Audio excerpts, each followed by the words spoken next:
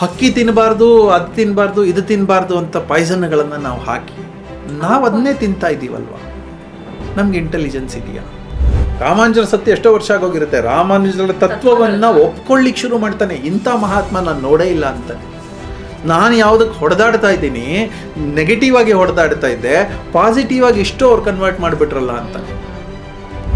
ಪ್ರಕೃತಿ ಕೊಟ್ಟಿದ್ದನ್ನೇ ಅಲ್ವಾ ನಾನು ಸೇವಿಸ್ತಾ ಇರೋದು. ಅದೇ ಬಿಸಿಲು ನನ್ನ ಮೈ ಮೇಲೆ ಬೀಳ್ತಾ ಇದೆ ಅಂದರೆ ಬಿಸಿಲಿನ ಅಂಶ, ಸೂರ್ಯನ ಅಂಶ ನನ್ನ ಒಳಗಿದೆ, ನೀರಿನ ಅಂಶ ನನ್ನ ಒಳಗಿದೆ ಅಲ್ವಾ. ಅಂದರೆ ಪ್ರಕೃತಿಯ ಮಗು ಅಲ್ವಾ ನಾನು. ಹಾಗಿದ್ರೆ ನಾನು ಕೇಳಿದ ಮೇಲೆ ಪ್ರಕೃತಿ ರೆಸ್ಪಾಂಡ್ ಮಾಡಲೇಬೇಕಲ್ವಾ. ನಮಗೆ ಈ ಪ್ರಾಣಿ ಪಕ್ಷಿಗಳನ್ನು ನೋಡಿದಾಗ ಎಲ್ಲೋಗ್ತಾ ಇದೆ, ಏನು ಕೆಲಸವಿಲ್ಲ, ಏನಿಲ್ಲ ಅನ್ಕೋತೀವಿ. ಅದೇ ಪ್ರಾಣಿ ಪಕ್ಷಿಗಳು ನಮ್ಮನ್ನು ನೋಡಿದಾಗಲೂ ಹಿಂಗೆ ಅನ್ಕೊಳ್ಳಲ್ವ. ಕೈಗಳು ಮಣ್ಣನ್ನು ಮುಟ್ಟೇ ಇಲ್ಲ ಇವತ್ತು. ಮಣ್ಣನ್ನು ಮುಟ್ಟದೇ ಇರುವ ಕೈಗಳು, ಅದಕ್ಕೆ ರೈತನ ಕಷ್ಟ ಯಾವಾಗ ಗೊತ್ತಾಗ್ತದೆ?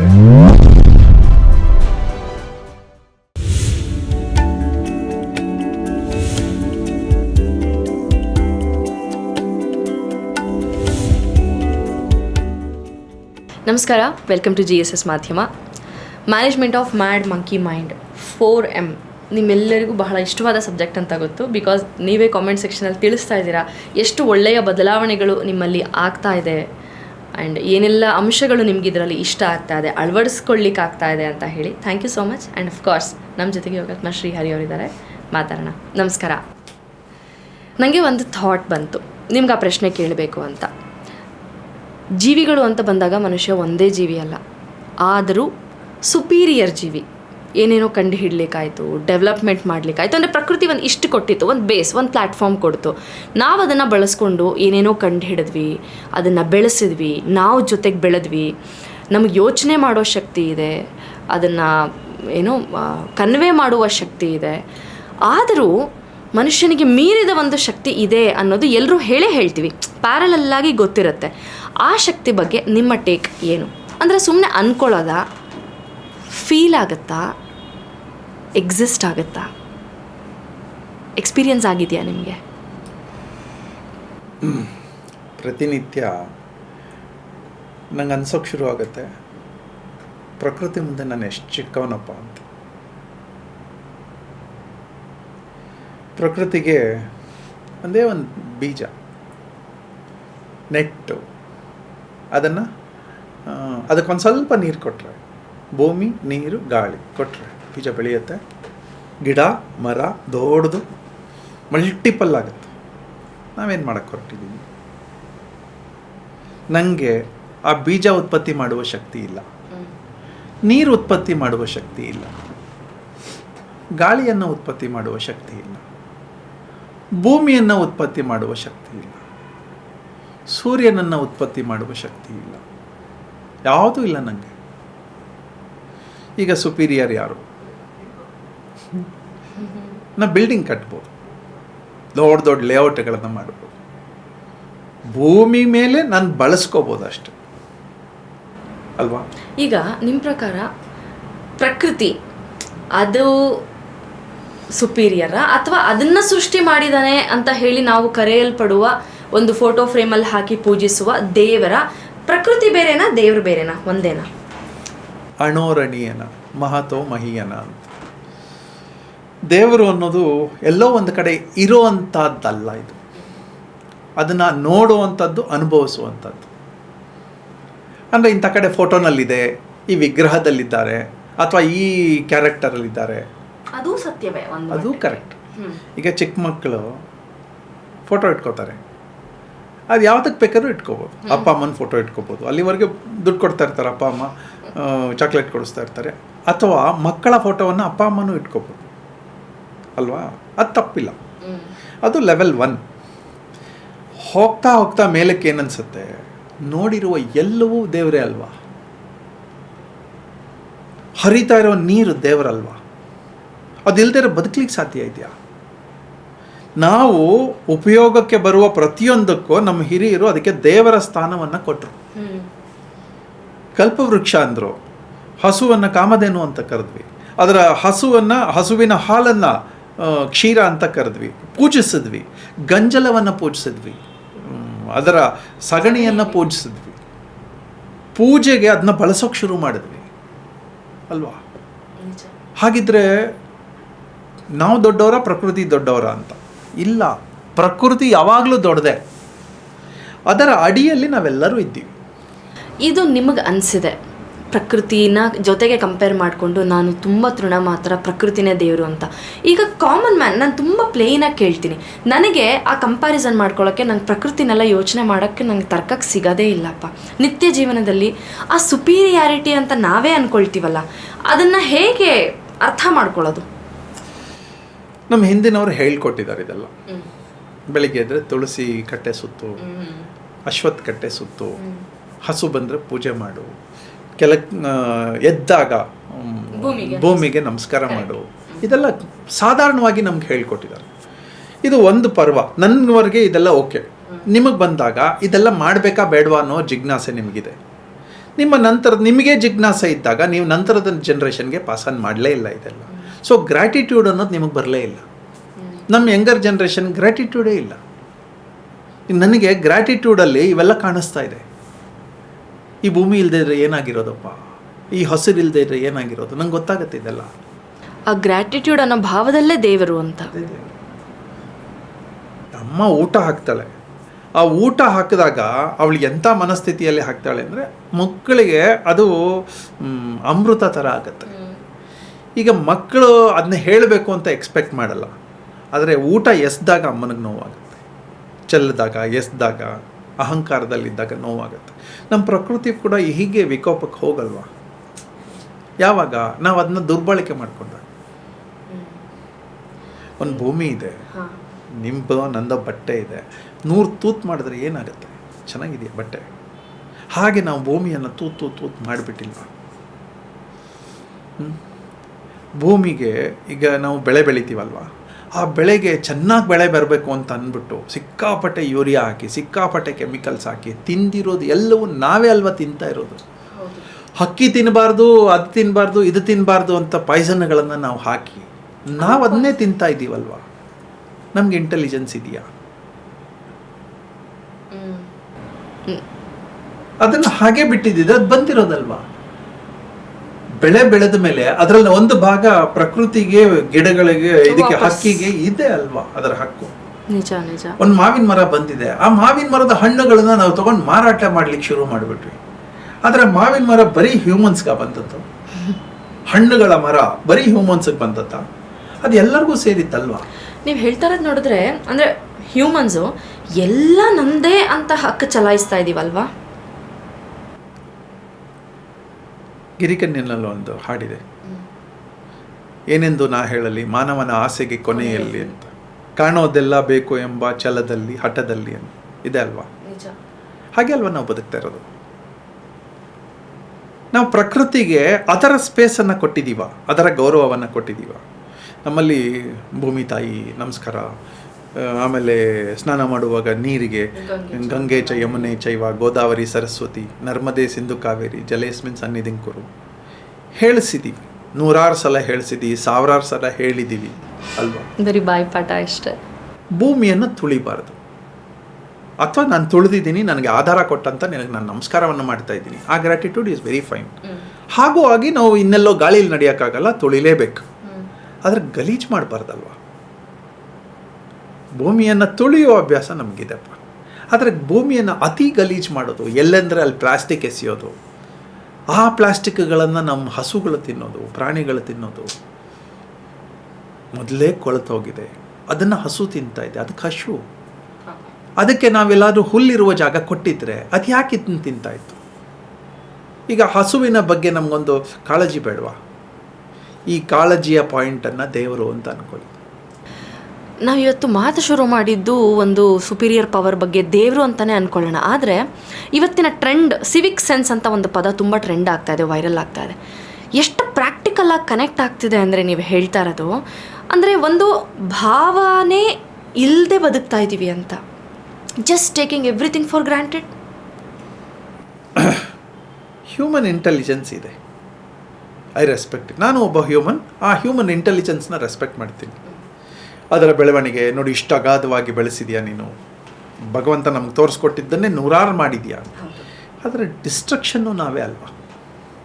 ಭೂಮಿಯನ್ನು ಹಾಳು ಮಾಡಿರೋದು ನಾವೇ ಅಲ್ವಾ. ಗಾಳಿಯನ್ನು ಹಾಳು ಮಾಡಿರೋದು ನಾವೇ ಅಲ್ವಾ. ನಾವೇ ಅಲ್ತಾನೆ. ನೋಡಿರುವ ಪ್ರತಿಯೊಂದು ನೀರನ್ನು ಹಾಳು ಮಾಡಿರೋದು ನಾವೇ ಅಲ್ವಾ. ಓಝೋನ್ ಪೊರೆಯನ್ನು ಹರಿದಿರುವುದು ನಾವೇ ಅಲ್ವಾ. ಇಷ್ಟು ಚೆನ್ನಾಗಿತ್ತಲ್ವಾ ಈ ಭೂಮಿ. Technology advancement. ಇದರಲ್ಲಿ ಒಂದು ಪುಸ್ತಕವನ್ನು ರೆಫರೆನ್ಸ್ ಆಗಿ ತರ್ತೀನಿ. ವಾಸ್ತು ಫಾರ್ ದ 21st ಸೆಂಚುರಿ ಅಂತ ಭರತ್ ಭೂಷಣ್ ಪುರಿ ಅವರು ಸುಮಾರು ಒಂದು 40-45 ವರ್ಷದ ಮುಂಚೆ ಬರೀತಾರೆ.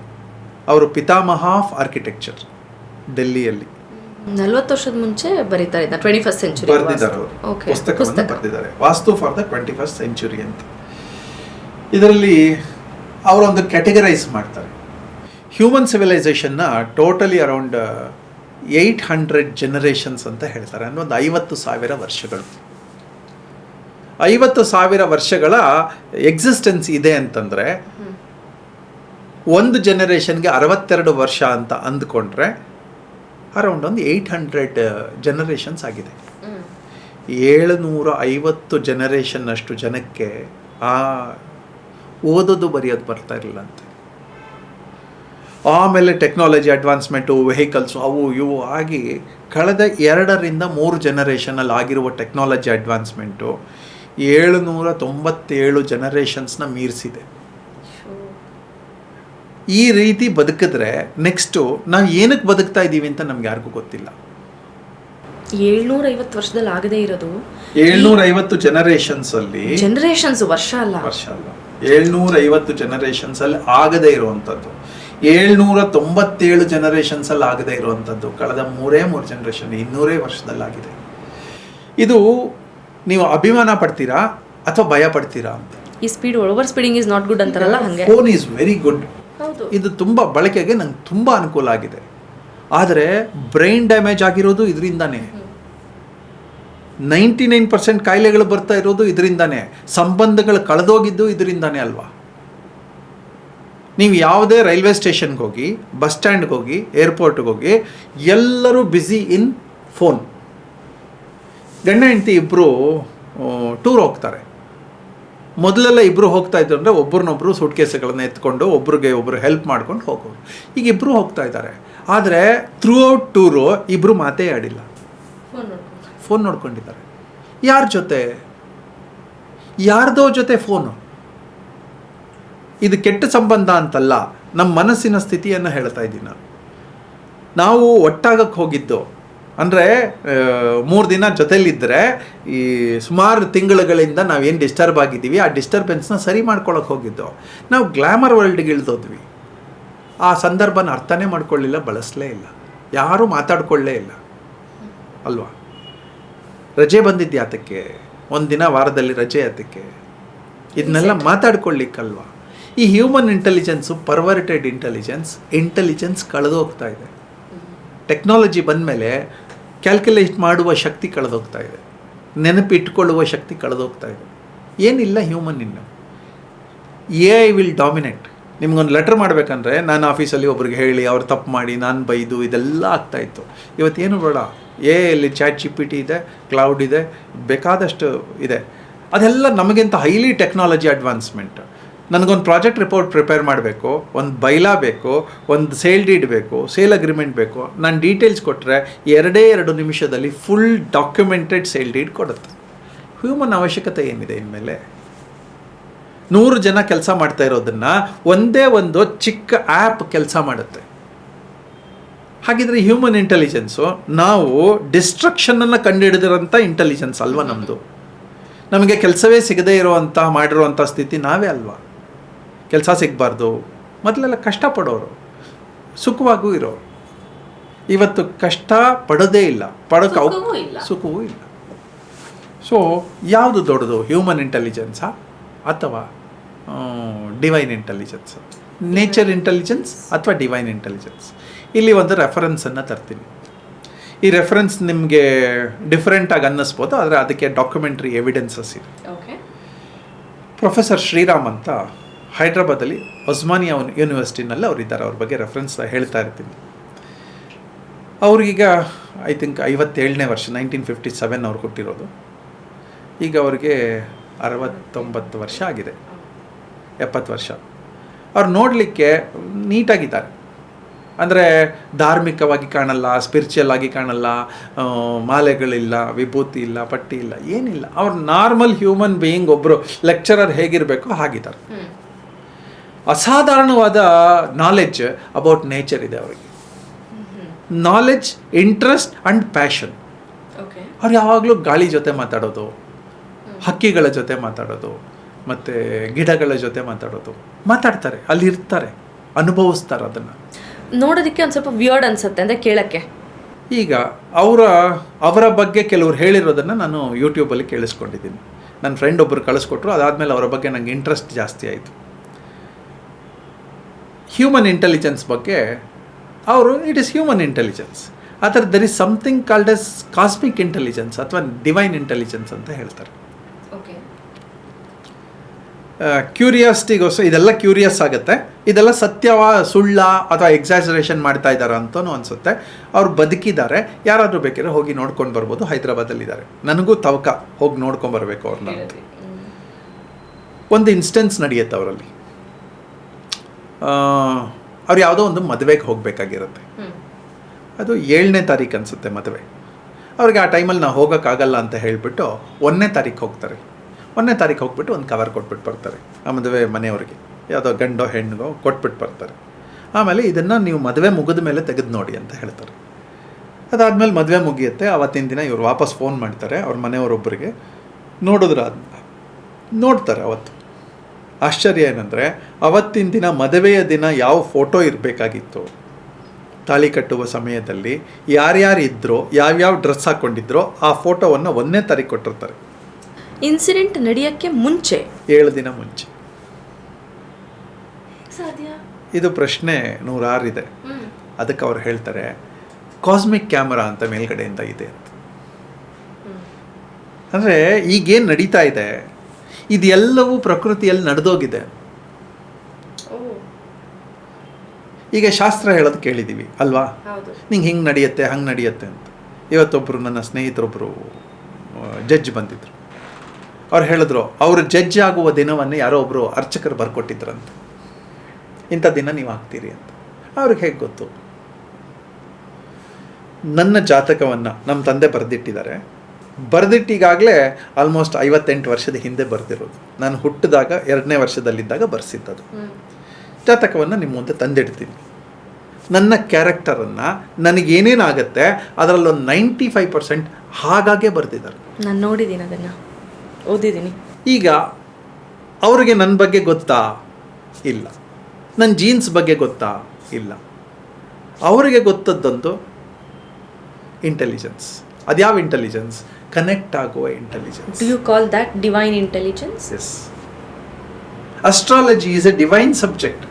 Astrologers may not be that divine. ಅದರ ಅಸ್ಟ್ರಾಲಜಿ ಇದೆ. ಸೊ ಆ ಡಿವೈನ್ ಇಂಟೆಲಿಜೆನ್ಸ್ ಇದೆ, ಡಿವೈನ್ ಪವರ್ ಇದೆ.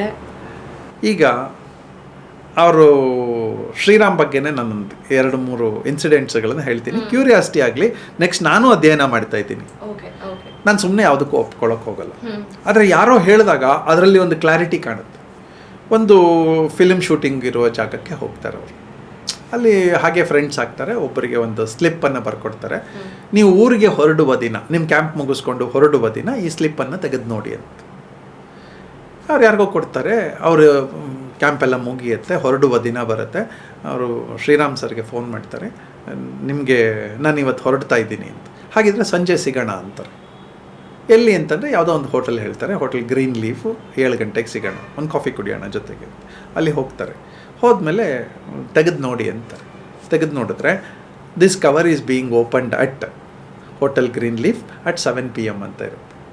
ಯಾವತ್ತು ಬರ್ಕೊಟ್ಟಿದ್ದಾರೆ ಅವರು? 15 ದಿನ ಮುಂಚೆ. ಇದೆಲ್ಲ ವಿದ್ಯೆ ಯಾವುದೋ ಒಂದು ಶ್ರೀರಾಮ್ಗೆ ಮಾತ್ರನಾ ಅಥವಾ ಈ ಥರ ಕಾಲಜ್ಞಾನಿಗಳಿಗೆ ಇಲ್ವಾ ನಮ್ಮಲ್ಲಿ? ಇವತ್ತು ನಾವು ನಾಸ್ಟ್ರಾಡಮಸ್ ಅಂತ ಹೇಳ್ತಾ ಇದ್ದೀವಿ. ಟ್ವಿನ್ ಟವರ್ಸ್ ಬ್ಲಾಸ್ಟ್ ಆದಾಗ ಅದ್ರ ಬಗ್ಗೆ ಹೇಳ್ತಾ ಇದ್ರು, 2 birds will come and hit this ಅಂತ. ಇದೆಪ್ಪ ಅದೆಲ್ಲ. ಪ್ರಪಂಚಕ್ಕೆ ಒಂದು ನ್ಯಾಸ್ಟ್ರಡ್ಯಾಮಸ್ ಇದ್ದರೆ ನಮ್ಮ ಭಾರತಕ್ಕೆ ಲಕ್ಷಾಂತರ ನ್ಯಾಸ್ಟ್ರಡ್ಯಾಮಸ್ಗಳಿದ್ದಾರೆ, ಕಾಲಜ್ಞಾನಿಗಳಿದ್ದಾರೆ. ಇದು ಪವಿತ್ರ ಭೂಮಿ ಇದು. ಅಂದರೆ ಇಲ್ಲಿ ಹುಟ್ಟಿದಂಥ ಪ್ರತಿಯೊಬ್ಬನು ಒಬ್ಬ ಫಿಲಾಸಫರ್ ಆಗೇ ಆಗ್ತಾನೆ, ಸೂನರ್ ಆರ್ ಲೇಟರ್. ಅವನಿಗೆ ಅರ್ಥ ಆಗ್ಲಿಕ್ಕೆ ಶುರು ಆಗುತ್ತೆ ಜೀವನ ನಶ್ವರ ಅಂತ. ಆವಾಗ ಅವನು ದೇವರನ್ನ ಅಥವಾ ದೇವರ ತತ್ವಗಳನ್ನು ಮೊರೆ ಹೋಗ್ತಾನೆ. ಎಂತೆಂಥ, ನಿಮ್ಗೆ ಲಾಸ್ಟ್ ಟೈಮ್ ಗದ್ದಾರ್ ಬಗ್ಗೆ ಹೇಳಿದ್ದೆ. ಗದ್ದಾರ್ ಅಂತ ಒಬ್ಬ ನಕ್ಸಲೈಟ್ ಕವಿ, ಅವನು ರಾಮಾನುಜರ ಶಿಷ್ಯ ಆಗ್ತಾನೆ. ರಾಮಾನುಜರ ಸತ್ಯ ಎಷ್ಟೋ ವರ್ಷ ಆಗೋಗಿರುತ್ತೆ. ರಾಮಾನುಜರ ತತ್ವವನ್ನು ಒಪ್ಕೊಳ್ಳಿಕ್ಕೆ ಶುರು ಮಾಡ್ತಾನೆ. ಇಂಥ ಮಹಾತ್ಮ ನಾನು ನೋಡೇ ಇಲ್ಲ ಅಂತಾನೆ.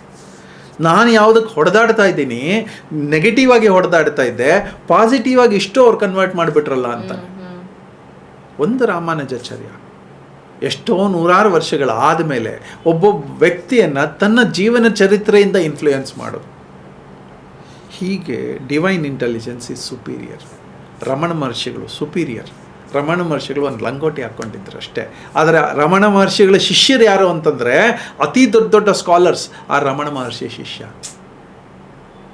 ಶ್ರೀರಾಮ್ ಬಗ್ಗೆ ಅವರ ಒಬ್ಬರು ಕ್ಲಾಸ್ಮೇಟ್ ಇರ್ತಾರೆ, ಅವ್ರನ್ನ ಒಪ್ಕೋತಾ ಇರಲ್ಲ. ನಿಂಗೇನಿಲ್ಲ, ಏನೋ ಮ್ಯಾಜಿಕ್ ಮಾಡ್ತಾ ಇದೆಯಾ ನೀನು ಅಂತ. ಅವಾಗ ಆಯಿತು ಅಂತ ಹೇಳಿಬಿಟ್ಟು ಅವರು ಇನ್ನೊಂದು ಬರ್ಕೊಡ್ತಾರೆ, ನಾಳೆ ನೀನು ನೋಡು ಅಂತ. ಅವರ ಕನಸಲ್ಲಿ ಏನು ಬರುತ್ತೆ ಅದನ್ನು ಬರ್ಕೊಟ್ಟಿರ್ತಾರೆ.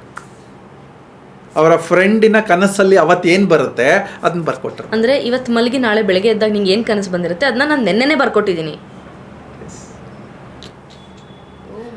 ಯಾರ್ಯಾರು ಡಿವೈನ್ ಜೊತೆ ಕನೆಕ್ಟ್ ಆಗ್ಲಿಕ್ಕೆ ಬರುತ್ತೆ ಅವ್ರ ಜೊತೆ ಕನೆಕ್ಟ್ ಆಗುತ್ತೆ. ರೂಪಮ್ಮ, ನನ್ನ ಜೊತೆ ಕನೆಕ್ಟ್ ಆಗಲ್ವಾ ನೀನು? ಹೆಂಗೆ? Do we need some base? ಏನೋ ಟೆಕ್ಸ್ಟ್ ಬೇಕು, ಫೋನ್ ಬೇಕು ಅಂತನಾ? ನಾವು ಕನೆಕ್ಟ್ ಆಗಲ್ವಾ ಅನ್ನೋದಕ್ಕಿಂತ ಯು ಕನೆಕ್ಟ್ ಟು ಮೀ. ನನಗೆ ಎಷ್ಟೊಂದು ಸತಿ ನಾನು ಡಲ್ ಆಗಿದ್ದರೆ, ಊಟ ಮಾಡಿಲ್ಲ ಅಂದರೆ, ಏನಾದ್ರು ಡಿಸ್ಟರ್ಬೆನ್ಸಸ್ ಇದ್ದರೆ ಈಸಿಲಿ ನಿಮಗೆ ಗೊತ್ತಾಗೋಗುತ್ತೆ. ಕನೆಕ್ಟ್ ಆಗಲಿಕ್ಕೆ ಒಂದು ಮನಸ್ಸು ಬೇಕು. ಪ್ರಾಣಿಗಳ ಜೊತೆ ಕನೆಕ್ಟ್ ಆಗ್ತೀವಿ, ನಾಯಿ ಜೊತೆ ಕನೆಕ್ಟ್ ಆಗ್ತೀವಿ ಅಲ್ವಾ? ಪ್ರಕೃತಿ ಜೊತೆ ಕನೆಕ್ಟ್ ಎಷ್ಟೋ ಸಲ ಆಗಿದ್ದೀವಿ, ಹೂವು ಜೊತೆ ಕನೆಕ್ಟ್ ಆಗಿದ್ದೀವಿ. ಆದರೆ ಆ ಕನೆಕ್ಷನ್ ಜಾಸ್ತಿ ಹೊತ್ತಿಟ್ಕೊಂಡಿಲ್ಲ. ಬೆಕ್ಕಿನ ಜೊತೆ ಕನೆಕ್ಟ್ ಆಗಿದ್ದೀವಿ, ಹಸುವಿನ ಜೊತೆ ಕನೆಕ್ಟ್ ಆಗಿದ್ದೀವಿ. ಆದರೆ ತುಂಬ ಹೊತ್ತಿಟ್ಕೊಂಡಿಲ್ಲ. ಡೆಪ್ತಿಗೆ ಹೋಗಿಲ್ಲ ನಾವು. ಕನೆಕ್ಟಿವಿಟಿ ಡೆಪ್ತಿಗೆ ಹೋಗ್ಬಿಟ್ರೆ, ನಾವು ಡೆಪ್ತಿಗೆ ಹೋದರೆ ಅವಾಗ ಏನಾಗುತ್ತೆ? ಎಲ್ಲ ಸಿಗುತ್ತೆ ನಮ್ಗೆ, ಉತ್ತರಗಳು ಸಿಕ್ಕಿಬಿಡುತ್ತೆ. ನಾವು ಏನು ಅಂದ್ಕೊಂಡ್ರೂ ಸಿಗುತ್ತೆ ಉತ್ತರ. ಮಧ್ಯಾಹ್ನ ಏನಾಗ್ತಾ ಇದೆ, ರಾತ್ರಿ ಏನಾಗ್ತಾ ಇದೆ, ಸಿಗುತ್ತೆ ನಮಗೆ ಉತ್ತರ. ಮಳೆ ಇವತ್ತು ಸಾವಿರಾರು ಸಲ ಹೇಳ್ಕೊಳ್ಳಿಕ್ಕೆ ಕಷ್ಟ ಆಗ್ಬೋದು, ನಂಬದೇ ಇರ್ಬೋದು. ಆದರೆ ನಂಗೆ ಗೊತ್ತಾಗಿದೆ ಪ್ರೂಫ್. ಪ್ರಕೃತಿ ನಮ್ಮ ಜೊತೆಲಿದೆ ಅಂತ. ಪ್ರಕೃತಿಯ ಒಂದು ಅಂಶ ಅಲ್ವಾ ನಾನು? ಪ್ರಕೃತಿಯಲ್ಲಿ ಪಂಚಭೂತಗಳಿದೆ, ಅಗ್ನಿ, ವಾಯು, ಆಕಾಶ, ಪೃಥ್ವಿ, ಜಲ. ಇದೇ ಅಲ್ವಾ ನಮ್ಮೊಳಗಡೆನೂ ಇರೋದು. ಅದೇ ತತ್ವಗಳನ್ನೇ ಅಲ್ವಾ ನಾವು ತಿಂತಾ ಇರೋದು. ಏನು ಕೊಟ್ಟಿದ್ದಾರೆ ಅದನ್ನೇ ಅಲ್ವಾ ತಿಂತಾ ಇರೋದು. ಪ್ರಕೃತಿ ಕೊಟ್ಟಿದ್ದನ್ನೇ ಅಲ್ವಾ ನಾನು ಸೇವಿಸ್ತಾ ಇರೋದು. ಅದೇ ಬಿಸಿಲು ನನ್ನ ಮೈ ಮೇಲೆ ಬೀಳ್ತಾ ಇದೆ ಅಂದರೆ ಬಿಸಿಲಿನ ಅಂಶ, ಸೂರ್ಯನ ಅಂಶ ನನ್ನ ಒಳಗಿದೆ, ನೀರಿನ ಅಂಶ ನನ್ನೊಳಗಿದೆ ಅಲ್ವಾ? ಅಂದರೆ ಪ್ರಕೃತಿಯ ಮಗು ಅಲ್ವಾ ನಾನು? ಹಾಗಿದ್ರೆ ನಾನು ಕೇಳಿದ ಮೇಲೆ ಪ್ರಕೃತಿ ರೆಸ್ಪಾಂಡ್ ಮಾಡಲೇಬೇಕಲ್ವಾ? ಅಲ್ವಾ? ಹೌದು ಅಂತ ಹೆಂಗೆ ಏನು ಹೇಳಬೇಕು ಅಂತ ನಂಗೆ ಗೊತ್ತಾಗ್ತಿಲ್ಲ. ರೆಸ್ಪಾಂಡ್ ಪ್ರಯತ್ನ ಪಡ್ಬೋದು. ಸಿನ್ಸಿಯರ್ ಆಗಿ ಅದರ ಜೊತೆ ಮಾತಾಡೋಕ್ಕೆ ಶುರು ಮಾಡಬೇಕು. ಹೂವು ಜೊತೆ ಮಾತಾಡಿದ್ರೆ ಅದು ಅರಳುತ್ತೆ. ಇದನ್ನು ಆಟೋಬಯೋಗ್ರಫಿ ಆಫ್ ಎ ಯೋಗಿನಲ್ಲಿ ಇದೆ. ಇದು ಪಂಚಮಗಳ ನಡುವೆ ಸತ್ಯಕಾಮರಲ್ಲಿ ಅದು ಇದೆ. ಇನ್ನೊಂದು ತಂತ್ರಯೋನಿ ಅಂತ ಇದೆ. ಇದೆಲ್ಲ ಇದೆ. ಒಂದು ಯೋಗಿ ಸುಮ್ಮನೆ ಹೊರಗೆ ಬರ್ತಾನೆ, ಅವನು ಯಾರ ಜೊತೆನೂ ಮಾತಾಡಲ್ಲ. ಹೊರಗೆ ಬರ್ತಾನೆ, ಒಂದು ಹಿಂಗೆ ಸುತ್ತಾಕಿದ್ರೆ ಅಲ್ಲಿರುವ ಎಲ್ಲ ಹೂವುಗಳು ಇವನ ಕಡೆ ತಿರ್ಕೊಳ್ಳುತ್ತೆ. ಮತ್ತು ಇವನು ಒಳಗೊರಟೋಗ್ತಾನೆ, ಅದೆಲ್ಲ ಆ ಕಡೆ ತಿರ್ಕೊಳ್ಳುತ್ತೆ. ಇನ್ನೊಂದರಲ್ಲಿ ಒಬ್ಬ ಯೋಗಿ ಹೂವು ಜೊತೆ ಹೋದ ತಕ್ಷಣವೇ ಕಲರ್ ಚೇಂಜ್ ಆಗುತ್ತೆ. ಪ್ರಕೃತಿಯಲ್ಲಿ ಇವೆಲ್ಲ ಉಂಟು. ನಮಗೆ ಇದನ್ನ ಅರ್ಥ ಮಾಡ್ಕೊಳ್ಳಿಕ್ಕೆ ಪೇಷನ್ಸು ಇಲ್ಲ, ಟೈಮು ಇಲ್ಲ, ನಮಗೆ ಆಸಕ್ತಿನೂ ಇಲ್ಲ. ಬಹುಶಃ ನಂಬಿಕೆನೂ ಇಲ್ಲ. ಅದನ್ನ ಫ್ಯಾಂಟಸಿ ಅಂತ ಕರೆದು ಬಿಡ್ತೀವಿ. ನಾವು ಸೂಪರ್ ಮ್ಯಾನನ್ನು ಫ್ಯಾಂಟಸಿ ಅಂತ ಕರೆದು ಯಾಕೆ ನಾವು ಹನುಮಂತನ ಫ್ಯಾಂಟಸಿ ಅಂತ ಕರಿಬಾರ್ದು? ಸೂಪರ್ ಮ್ಯಾನಿಗೆ ನಾವು ಇಂಪಾರ್ಟೆನ್ಸನ್ನು ಕೊಟ್ವಿ. ಅದೇ ಅಲ್ವಾ ಹನುಮಂತ? ಹನುಮಂತನ ಶಕ್ತಿ ಇದೆ ಅನ್ನೋದಕ್ಕೆ ಪ್ರೂಫು ನಿಮ್ಗೆ ನೂರಾರು ಸಲ ಸಿಗುತ್ತೆ. ಜಿ ಟಿ ವಿ ಅವರು, ಜಿ ಟಿ ವಿನೋ ಅಥವಾ ಯಾವುದೋ ಒಂದು ಟಿ ವಿ ಸಿದ್ಧರ ಬೆಟ್ಟ ಅಂತ ತಿರುವಣ್ಣಾಮಲೆ ಹತ್ರ ಇದೆ. ಅದಕ್ಕೆ ಹೋಗ್ತಾರೆ. ಅಲ್ಲಿ ಏನೋ ಪವಾಡಗಳು ನಡೆಯುತ್ತೆ, ಅಲ್ಲಿ ಸಿದ್ಧರಿದ್ದಾರೆ ಅಂತಲ್ಲ. ಆ್ಯಕ್ಚುಲಿ ಸಿದ್ಧರಿರೋದು ನಿಜ, ನಮ್ಮ ಗಮನಕ್ಕೆ ಬಂದಿಲ್ಲದೆ ಇರ್ಬೋದು ಅಷ್ಟೆ. ಸಿದ್ಧರ ಒಂದು ವಾತಾವರಣನೇ ತಮಿಳ್ನಾಡು. ಅಗಸ್ತ್ಯರ ಸಂತತಿ ಇವೆಲ್ಲ ಸಿದ್ಧರು. ಅದರಲ್ಲಿ 18 ಸಿದ್ಧರಿದ್ದಾರೆ. ಅದೆಲ್ಲ ಇನ್ ಡೀಟೇಲ್ ಯಾವ ಥರ ಒಂದಿನ ಮಾತಾಡ್ತೀನಿ. ಅವರಲ್ಲಿ ಒಬ್ಬೊಬ್ಬರಿಗೆ ಒಂದೊಂದು ಪವಾಡ ಇರುತ್ತೆ. ಅಷ್ಟಸಿದ್ಧಿಗಳು ಅಂತ ಇರುತ್ತೆ. ಅಣಿಮ, ಗರಿಮ, ಲಗಿಮ, ಮಹಿಮ, ಹೀಗೆ ಅಷ್ಟಸಿದ್ಧಿಗಳಿರುತ್ತೆ. ಅದರಲ್ಲಿ ಇವೆಲ್ಲವೂ ಒಂದೊಂದು ಅಣುವಿನಷ್ಟು ಆಗೋಕ್ಕೆ ಬರುತ್ತೆ ಅವ್ರಿಗೆ, ಅಂದರೆ ಚಿಕ್ಕವರಾಗಕ್ಕೆ ಬರುತ್ತೆ. ನಾವು ಹನುಮಂತನ ಕಥೆಯಲ್ಲಿ ಕೇಳಿದ್ದೀವಿ, ಅದೆಲ್ಲ ಕಥೆಗಳಲ್ವಾ. ಇದನ್ನು ಯಾರೋ ಒಬ್ಬರು ಟೆಸ್ಟ್ ಮಾಡಬೇಕು ಅಂತ ಹೇಳಿ ಒಂದು ಗ್ರೂಪು ಕ್ಯಾಮ್ರಾ ಇಟ್ಕೊಂಡು ಹೋಗ್ತಾರೆ. ಎದುರುಗಡೆಯಿಂದ ಒಬ್ಬ ಸಿದ್ಧರು ಬರ್ತಾ ಇರ್ತಾರೆ. ಅವ್ರು ನೋಡಿದ ತಕ್ಷಣ ಕ್ಯಾಮ್ರಾ ಇಟ್ಕೊಂಡು ಫೋಟೋ ಹೊಡಿಬೇಕು, ಇನ್ನೇನು ವಿಡಿಯೋ ಮಾಡಬೇಕು ಅಂತ ಹೋಗ್ತಾರೆ. ಅವ್ರು ಹೊರಟೋಗ್ತಾರೆ. ಆ ಹಾರಿ ಹೋಗುವುದು ಕಾಣಿಸುತ್ತೆ, ಯೂಟ್ಯೂಬಲ್ಲಿ ಕಾಣುತ್ತೆ. ಐ ಥಿಂಕ್ ZTV ಅನಿಸುತ್ತೆ. ಅವರು ಇದಕ್ಕೆ ಮತ್ತೆ ವಾಪಸ್ಸು ಹೋಗಿ ಹುಡ್ಕೋಣ ಅಂತ ಹೋಗ್ತಾರೆ. ಎಲ್ಲಿ ಅದೇ ಬೆಟ್ಟಕ್ಕೆ ಹುಡ್ಕೋಣ ಅಂತ ಹೋದರೆ ಎಲ್ಲೂ ಸಿಗಲ್ಲ ಮತ್ತೆ ಅಂತವರು. ಆಮೇಲೆ ಎಲ್ಲೋ ಒಂದು ಕಡೆ ಒಂದು ಸೌಂಡ್ ಕೇಳ್ತಾ ಇರುತ್ತೆ, ಓಂಕಾರದ ಸೌಂಡು. ಒಂದು ಕ್ಯಾಮ್ರಾ ಒಳಗೆ, ಸಣ್ಣ ಕ್ಯಾಮ್ರಾ ಒಳಗೆ ಬಿಟ್ಟು ನೋಡಿದ್ರೆ ಅಲ್ಲೊಬ್ಬರು ಕೂತ್ಕೊಂಡು, ಇಲ್ಲದ ಜಾಗನೇ ಚಿಕ್ಕದೋ ಅಂಥ ಜಾಗದಲ್ಲಿ ಕೂತ್ಕೊಂಡು ಓಂಕಾರ ಹೇಳ್ತಾ ಇರ್ತಾರೆ, ತಪಸ್ ಮಾಡ್ತಾ ಇರ್ತಾರೆ. ಇದೆಲ್ಲ ಸಾಧ್ಯ. ಅದೇ ನನ್ನ ಪ್ರಶ್ನೆ ಆಗಿತ್ತು, ಇದು ಕೇಳಿದೀವ, ಯಾವುದೋ ವಿಡಿಯೋ ನೋಡಿರೋದು ಅಥವಾ ಇದು ನಿಜನಾ? ನಿಜ ನಿಜ. ನಿಮ್ಮ ಮನಸ್ಸು ಆ ಕಡೆ ತಿರುಗಿದ ತಕ್ಷಣ ಅದೆಲ್ಲ ಲಿಂಕ್ ಆಗ್ಲಿಕ್ಕೆ ಶುರು ಆಗುತ್ತೆ. ಅದು ಆ ಪ್ರಕೃತಿ ಅಥವಾ ಯೂನಿವರ್ಸ್ ಅಂತ ಹೇಳ್ತೀವಲ್ಲ, ಅದ್ರ ಜೊತೆ ಕನೆಕ್ಷನ್ ಅಂತನಾ? ಹೌದು, ನಾವು ಅದರಿಂದನೇ ಬಂದವರು. ಇಲ್ಲಿ ಶ್ರೀರಾಮ್ ಒಂದು ಒಳ್ಳೆ, ಅವರೇ ಮಾತಾಡುವಾಗ ಒಂದು ಒಳ್ಳೆ ಮಾತಾಡ್ತಾರೆ. ನಮಗೆ ಒಬ್ಬ ಸ್ಕಲ್ಪ್ಟರ್ ಇರ್ತಾನಂತೆ, ಅಂದರೆ ಶಿಲ್ಪಿ ಇರ್ತಾನೆ. ಇನ್ನೊಂದು ಡಿವೈನ್ ಶಿಲ್ಪಿ.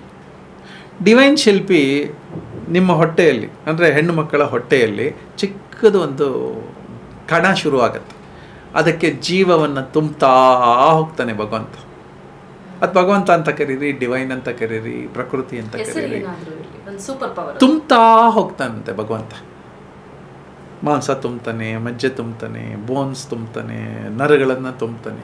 ಎಲ್ಲಿತ್ತಪ್ಪ ಇವೆಲ್ಲ? ಒಂದು ಸಣ್ಣ ಕಣದಲ್ಲಿ ಹುಟ್ಟಿದಂಥದ್ದು 9 ತಿಂಗಳು ಆಗುವಷ್ಟೊತ್ತಿಗೆ ಒಂದು ರೂಪ ತಗೊಳತ್ತದು.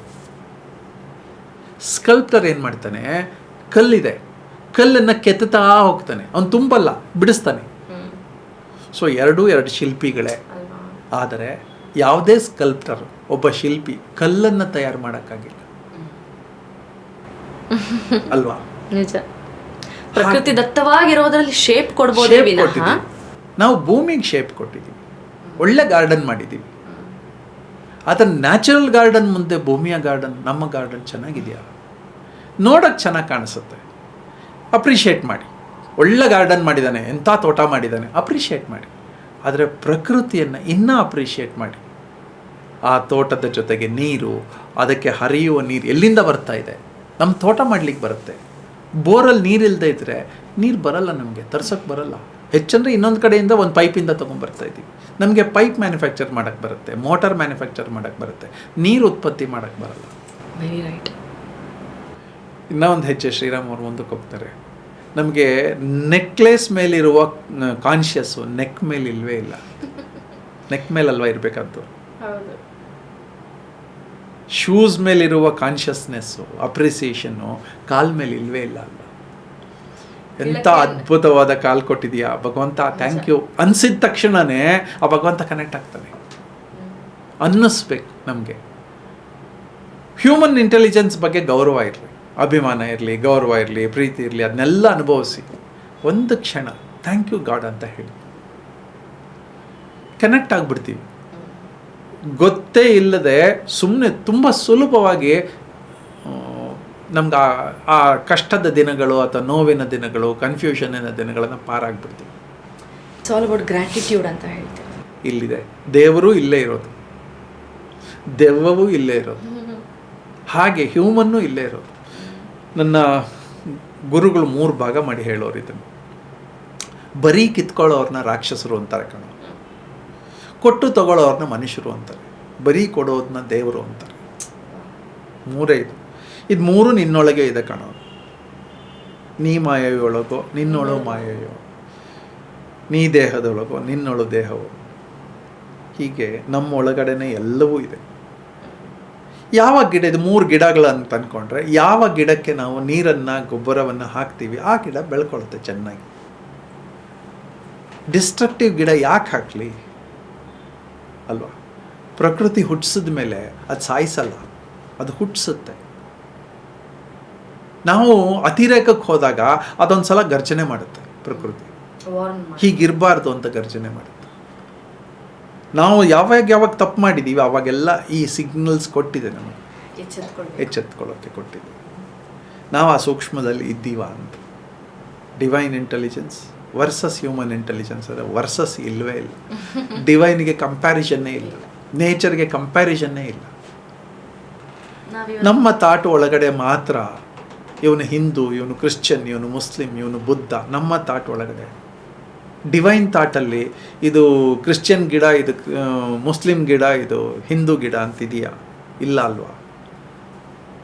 ಈ ಥರದ ಕಾನ್ಷಿಯಸ್ ಯಾರ್ಯಾರಿಗೆ ಕೊಟ್ಟರು ನಾವು ಜೀಸಸ್ ಕ್ರೈಸ್ಟ್ನ ಪೂಜೆ ಮಾಡಲ್ವಾ? ನಮ್ಮಲ್ಲಿ ಪರ್ಟಿಕ್ಯುಲರ್ಲಿ ಇಂಡಿಯನ್ಸಲ್ಲಿ, ಹಿಂದೂಗಳಲ್ಲಿ, ಅದರಲ್ಲೂ ದಾರ್ಶನಿಕ ಹಿಂದೂಗಳಲ್ಲಿ ಅವರು ಜೀಸಸ್ ಕ್ರೈಸ್ಟನ್ನು ಒಬ್ಬ ಕ್ರೈಸ್ತ ಅಂತ ಕೇಳೇ ಇರಲ್ಲ. ಅವ್ರು ಹೇಳ್ತಾರೆ ನಮಗೂ ಒಬ್ಬರು ದೇವರೇ ಅವರು. ಹೌದಾ? ಡೆಫಿನೆಟ್ಲಿ. ಅವರು ಪ್ರತಿಪಾದಿಸಿದ್ದೇನು? ಅಫೆಕ್ಷನ್, ಲವ್, ಕೇರ್, ಪ್ರಕೃತಿ ಬಗ್ಗೆ. ತಪ್ಪೇನಿದೆ ಅದರಲ್ಲಿ? ಅಲ್ಲಿ ಹುಟ್ಟಿದವರು ಅವರು ಅಷ್ಟೇ. ಆದರೆ ಅವ್ರ ಕಲ್ಚರ್ಸ್ ಆಗಿರೋದು ಎಲ್ಲಿ ಗೊತ್ತಾ?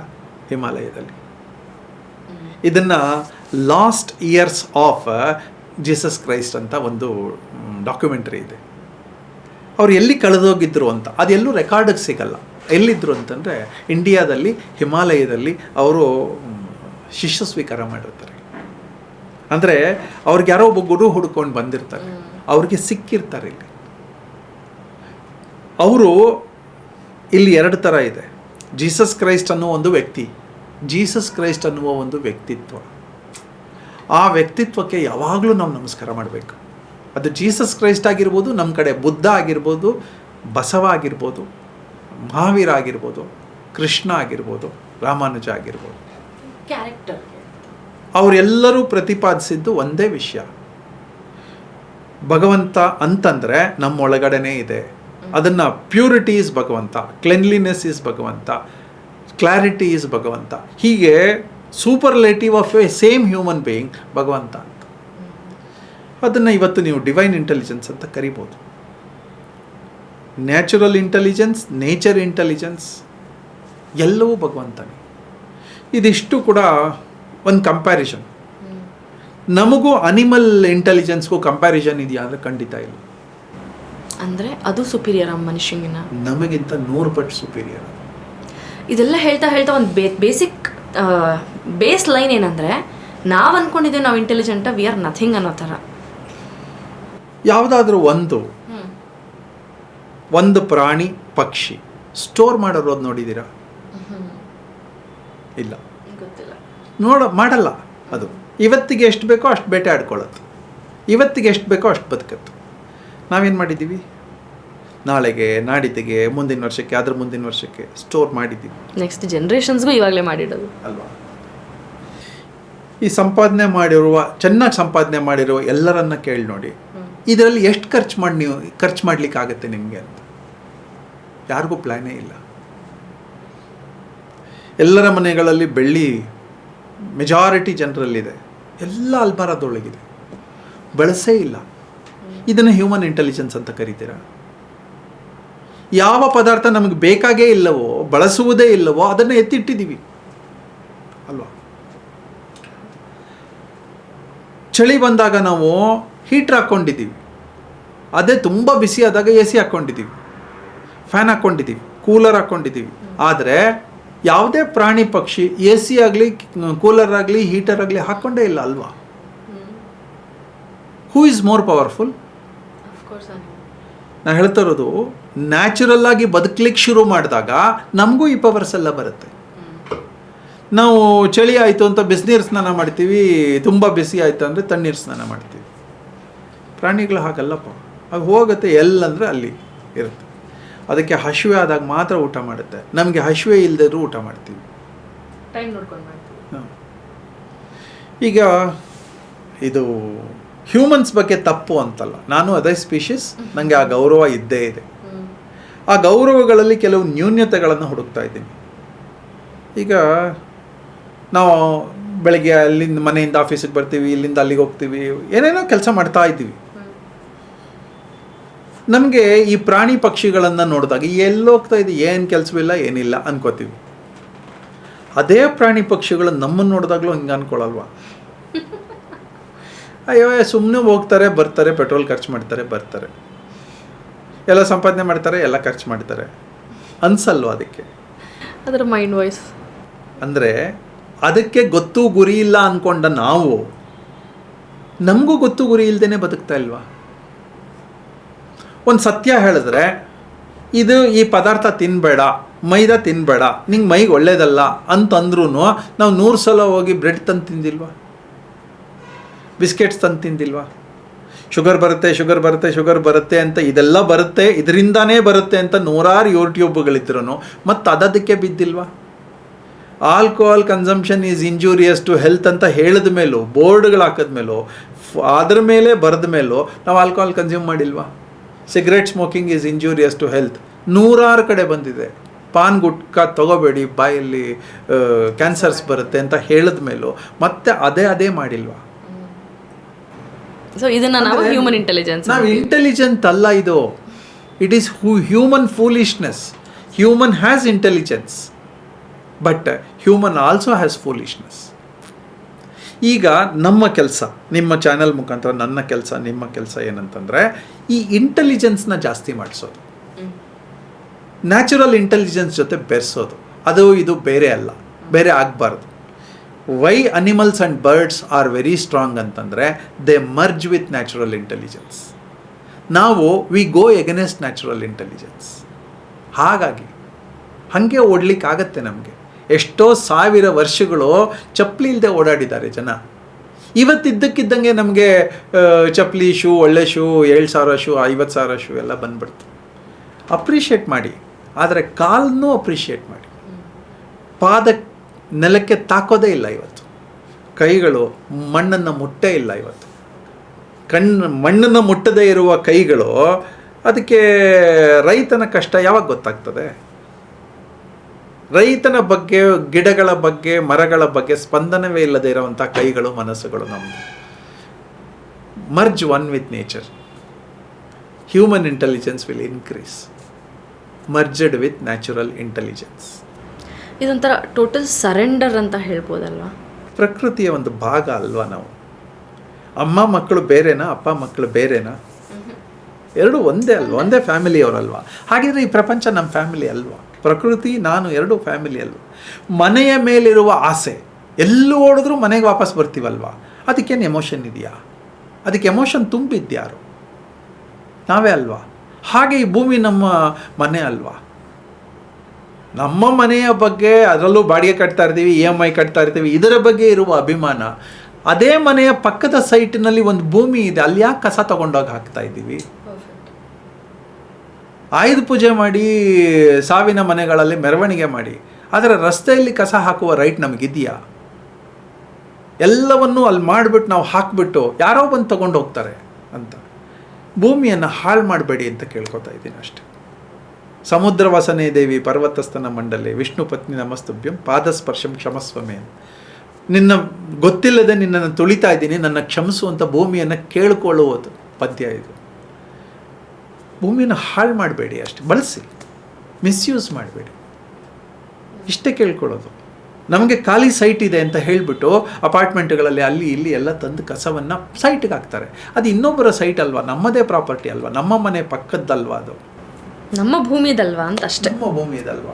ಆ ಭೂಮಿಯ ಮೇಲೆ, ಆ ಜಾಗದ ಮೇಲೆ ಒಂದು ಅಭಿಮಾನ ಬೇಡವಾ? ಅಷ್ಟೇ ಬೇಕಿರೋದು. ನಮ್ಮನೆ ಡ್ರೈನೇಜ್ ಕಟ್ಕೋಬಾರ್ದು, ಪಕ್ಕದ ಮನೆ ಡ್ರೈನೇಜ್ ಕಟ್ಕೋಬೋದು. ಎಂಥ ಮನಸ್ಥಿತಿ ಇದು? ವಿಕೃತ ಮನಸ್ಥಿತಿ ಅಲ್ವಾ?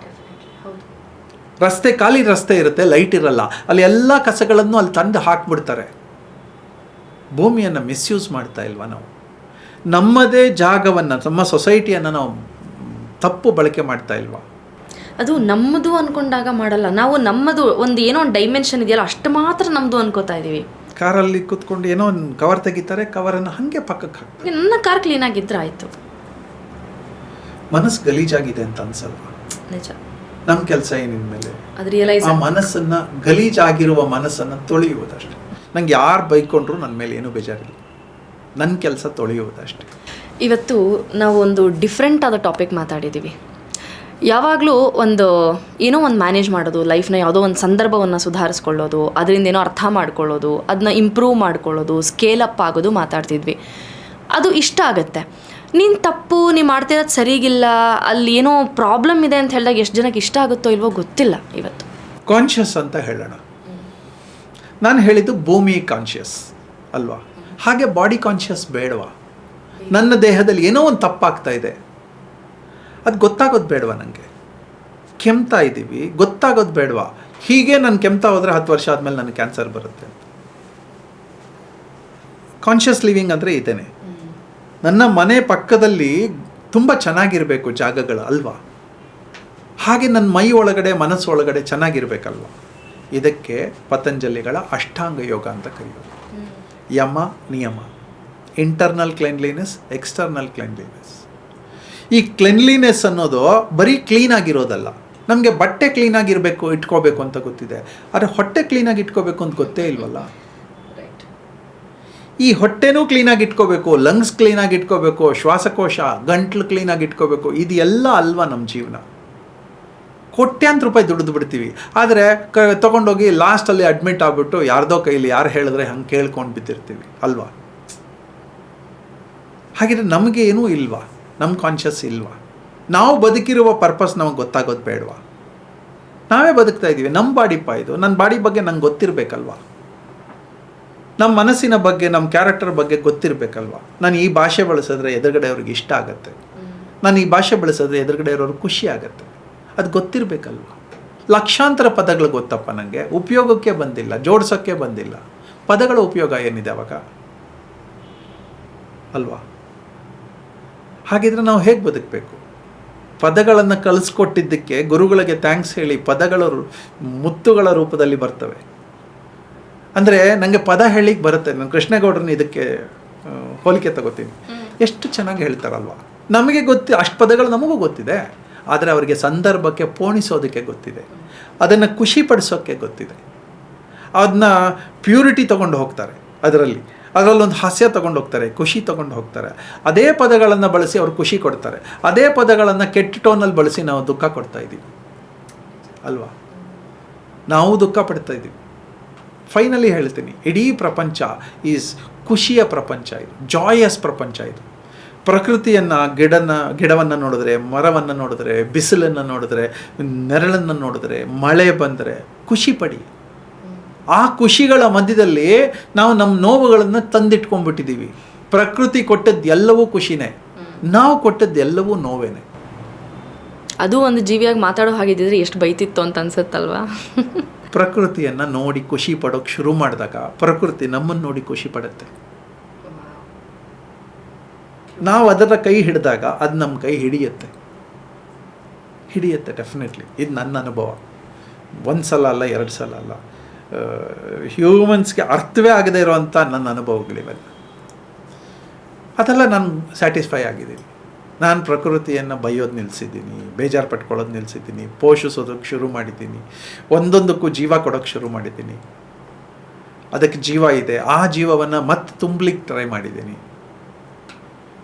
ಇಷ್ಟು ನನ್ನ ಕೆಲಸ ನಾನು ಮಾಡ್ಕೊಂಡು ಬಂದಿದ್ದೀನಿ. ಎಷ್ಟೋ ವರ್ಷಗಳು ನಾನು ಇವೆಲ್ಲ ಸೆನ್ಸಿಟಿವ್ನೆಸ್ ಇರಲಿಲ್ಲ ನನಗೆ, ಆದರೆ ಪದೇ ಪದೇ ಪ್ರಕೃತಿ ನನಗೆ ಸೆನ್ಸಿಟಿವ್ನೆಸ್ ಕಲಿಸ್ಲಿಕ್ಕೆ ಶುರು ಮಾಡಿತು, ಅರ್ಥ ಮಾಡ್ಕೊಳ್ಳಿಕ್ಕೆ ಶುರು ಮಾಡಿದೆ ಪ್ರಕೃತಿಯನ್ನು. ಹಾಗೆ ಆ ಪ್ರಕೃತಿಯ ಜೊತೆ ಬದುಕೋದಕ್ಕೆ ಕಲ್ತಿದ್ದೀನಿ. ಬ್ಯೂಟಿಫುಲ್. ಇವತ್ತು ಒಂಥರ ಏನಂತಾರೆ, ಎಬ್ಬಿಸುವಂತಹ, ಅಂದರೆ ಆ ಸೆನ್ಸಿಟಿವಿಟಿನ, ಆ ಕಾನ್ಷಿಯಸ್ನ ಎಬ್ಬಿಸುವಂತಹ ಡಿಸ್ಕಷನ್ ಇದು. ಐ ಡೋಂಟ್ ನೋ ಎಷ್ಟೋ ಜನಕ್ಕೆ ಬಹುಶಃ ಆ ಪ್ರಶ್ನೆಯಾಗೇ ಕಾಣ್ತಿರುತ್ತೆ, ಇದಕ್ಕೆ ಉತ್ತರ ಏನು ಅಂತ ಹುಡುಕಬೇಕು ಅಂತ ಅನ್ನಿಸ್ಬೋದು. ಇನ್ನೊಂದಷ್ಟು ಜನಕ್ಕೆ ಏನು ಮಾತಾಡ್ತಿದ್ದಾರೆ, ಏನೋ ಪ್ರಕೃತಿ, ಅದೊಂದು ಮನೆ, ಅದೊಂದು ಜೀವ ಅಂತ ಮಾತಾಡ್ತಿದ್ದಾರಲ್ಲ ಅಂತ ಅನಿಸಬಹುದು. ಯಾರ್ಯಾರಿಗೆ ಸೆನ್ಸಿಟಿವಿಟಿ ಇರುತ್ತೆ ಅವರೆಲ್ಲರಿಗೂ ಇದು ಅರ್ಥ ಆಗುತ್ತೆ. ನಿಜ. ಇನ್ಯಾರಿಗೋ ಇನ್ನೊಂದು 6 ತಿಂಗಳಾದ್ಮೇಲೆ, 1 ವರ್ಷ ಆದಮೇಲೆ ಇದೇ ವಿಡಿಯೋವನ್ನು ನೋಡ್ತಾರೆ, ಅರ್ಥ ಆಗುತ್ತೆ. ಅರ್ಥ ಆಗುತ್ತೆ. ಅವರವರಿಗೆ ಅರ್ಥ ಆದಾಗೆಲ್ಲ ಈ ಪ್ರಕೃತಿ ಮನುಷ್ಯನ ಬದುಕು ಎಷ್ಟು ಹೊಂದಾಣಿಕೆ ಇದೆ ಅಂತ ಅರ್ಥ ಆಗುತ್ತೆ. ನಾನು ಮನುಷ್ಯರನ್ನ ಬೈತಾ ಇಲ್ಲ, ಅದರ ಪ್ರಕೃತಿಯನ್ನು ಹೊಗಳಿ ಅಂತ ಹೇಳ್ತಾರೆ. Very right. ಪ್ರಕೃತಿಯ ಜೊತೆ ಬದುಕು, ಅದು ನನ್ನ ಅಮ್ಮ, ಅದಕ್ಕೆ ನಾವು ಭೂಮಿ ತಾಯಿ ಎಂದಿದ್ದು. ನಮ್ಮಲ್ಲಿ ನಾವು ಭೂಮಿ ತಾಯಿ ಅಂತೀವಿ. ಈ ಇನ್ಫ್ಲೂಯೆನ್ಸಲ್ಲಿ ಬಂದಂಥ ಬ್ರಿಟಿಷರು ಅವರ ಮಕ್ಕಳ ಪ್ರೇಯರ್ಸಲ್ಲಿ ಏನಿರುತ್ತೆ ಗೊತ್ತಾ? ಮದರ್ಲ್ಯಾಂಡ್ ಅಂತ ಹೇಳ್ಕೊಡ್ತಾರೆ. ಮದರ್ಲ್ಯಾಂಡ್ ಅಂತ ಹೇಳ್ತಾರೆ. With all the faults O mother earth, with all the faults I love thee ಅಂತ ಹೇಳ್ತಾರೆ. ಆ ಮಕ್ಕಳು ಅಲ್ಲಿನ ಸಂಸ್ಕಾರ ಇಲ್ಲಿನ ಸಂಸ್ಕಾರದಿಂದನೇ ಬಂದದ್ದು. ನಾನು ನಿನ್ನ ಪೂಜಿಸ್ತೀನಿ ಅಂತ ಅಲ್ಲಿನ ಜನ ಪೂಜಿಸ್ತಾರೆ. ಹೇಗೆ ಅಂತಂದರೆ ಕ್ಲೀನಾಗಿ ಇಟ್ಕೋತಾರೆ. ನಮಗೆ ಪೂಜಿಸೋದು ಅಂತಂದರೆ ನಾವು ಅರ್ಶಿನ ಕುಂಕುಮ ಹಾಕೋದು ಅಂದ್ಕೊಂಡ್ಬಿಟ್ಟಿದ್ದೀವಿ. ಅಲ್ಲ, ಕ್ಲೀನಾಗಿ ಇಟ್ಕೊಳ್ಳೋದು. ಒಂದು ಬೆಟ್ಟ ಗುಡ್ಡ ಸುತ್ತ ತುಂಬ ಚೆನ್ನಾಗಿಡಿ, ಅದೇ ಪ್ರಕೃತಿಯನ್ನು ಪೂಜೆ ಮಾಡೋದು ಅಂತ. ಅರಿಶಿನ ಕುಂಕುಮ ಅಲ್ಲ. ಅರಿಶಿನ ಕುಂಕುಮ ಎಲ್ಲಿ ಅವಶ್ಯಕತೆ ಇದೆಯೋ ಅಲ್ಲಿಡಿ. ಇಡೀ ಬೆಟ್ಟವನ್ನೇ ಅರಿಶಿನ ಕುಂಕುಮ ಮಾಡಬೇಕು ಅಂತ ಇಲ್ಲ. ಆದರೆ ಆ ಅರಿಶಿನ ಕುಂಕುಮ ಎಲ್ಲಿಡಬೇಕು ಅಲ್ಲಿದ್ದಾಗ ಚಂದ. ತುಂಬ ಇದೆ ಚೇಂಜ್ ಮಾಡ್ಕೊಳ್ಳೋ ಅಂಥದ್ದು. ನೆವರ್ ದ ಲೇಟ್ ಅಂತ ಈಗಲೂ ಎಚ್ಚೆತ್ಕೊಳ್ಳೋಕೆ ಅವಕಾಶ ಇದೆ. ಇವತ್ತು ಈ ಕ್ಷಣ ತಪ್ಪು ಮಾಡಿದ್ದೀನಿ, ಗಿಲ್ಟ್ ಬೇಡ, ಬದುಕಿಗೆ ಒಂದು ಅರ್ಥ ಕೊಟ್ಕೊಳ್ಳಿ ಅಂತ ಹೇಳ್ತಾ ಇದ್ದೀನಿ. ನಿಮ್ಮದೇ ಬದುಕುಗಳು, ಅದಕ್ಕೊಂದು ಅರ್ಥ ಕೊಡಿ. ಬೆಳಗ್ಗೆಯಿಂದ ಸಂಜೆವರೆಗೂ ಒಂದು ಸಣ್ಣ ಅನಾಲಿಸಿಸ್ ಮಾಡಿ. ಮಲಗೋಕ್ಕೆ ಮುಂಚೆ ಒಂದು 5 ನಿಮಿಷದ ಅನಾಲಿಸಿಸ್ ಮಾಡಿ. ಇವತ್ತು ಸರಿಯಾಗಿ ಬದುಕಿದ್ದೀನಾ, ನಾನು ಪ್ರಕೃತಿ ಜೊತೆ ಚೆನ್ನಾಗಿ ಬದುಕಿದ್ದೀನಾ, ಮನೆಯವ್ರ ಜೊತೆ ಚೆನ್ನಾಗಿ ಬದುಕಿದ್ದೀನಾ, ರಸ್ತೆಯಲ್ಲಿ ಹೋಗಿ ಬರೋವ್ರ ಜೊತೆ ನನ್ನ ನಡವಳಿಕೆ ಚೆನ್ನಾಗಿತ್ತು. ನಿಮ್ಮ ಬಗ್ಗೆ ನಿಮಗೆ 100 ಪಟ್ಟು ಗೌರವ ಜಾಸ್ತಿ ಆಗುತ್ತೆ. ಆ 100 ಪಟ್ಟು ಒಂದೊಂದು ಸೆಲ್ಲು ಮಾತಾಡ್ಕೊಳ್ಳುತ್ತೆ ಮೈ ಒಳಗಡೆ, ನೀನು ಇವತ್ತು ಸರಿಗಿದೆಯಾ ಅಂತ. ಬ್ಯೂಟಿಫುಲ್. ಹೀಗೆ ಸಣ್ಣ ಸಣ್ಣ ಸೆಲ್ಗಳೇ ನಾವು ಜೀವ ಆಗಿರೋದು. ಇದೇ ಅಣೋರಣೀಯನ ಮಹತ್ವಮಹೀಯನ ಅಂತ. ಒಂದೇ ಒಂದು ಸೆಲ್ ವರ್ಸಸ್ 5 ಟ್ರಿಲಿಯನ್ ಸೆಲ್ಸ್. ಈ ಎಲ್ಲ ಒಂದೇ. Thank you so much. ಇವತ್ತು ನನಗೇನು ಕನ್ಕ್ಲೂಡ್ ಮಾಡಬೇಕು, ಅದಕ್ಕೊಂದು conclusion, start, end, head, tail ಏನೂ ಇಲ್ಲ. ಸುಮ್ಮನೆ ಕೇಳಬೇಕು ಅನ್ನಿಸ್ತು. ನನ್ನೆದುರಿಗೂ ಒಂದಷ್ಟು ಪ್ರಶ್ನೆಗಳು ಅನ್ನಿಸ್ತು. ಹೌದಲ್ವಾ, ನಾವು ಹೀಗೆ ಅಲ್ವಾ ಅಂತ ಅನ್ನಿಸ್ತು. ನಮ್ಮ ಆಡಿಯನ್ಸ್ ಇದನ್ನು ನೋಡ್ತಾ ಇರೋರು ನಿಮಗೂ ಹಾಗೆ ಅನಿಸಿದೆಯಾ? ನಿಮಗೇನು ಅನ್ನಿಸ್ತು ಶೇರ್ ಮಾಡಿ ಕಾಮೆಂಟ್ ಸೆಕ್ಷನಲ್ಲಿ. Thank you so much.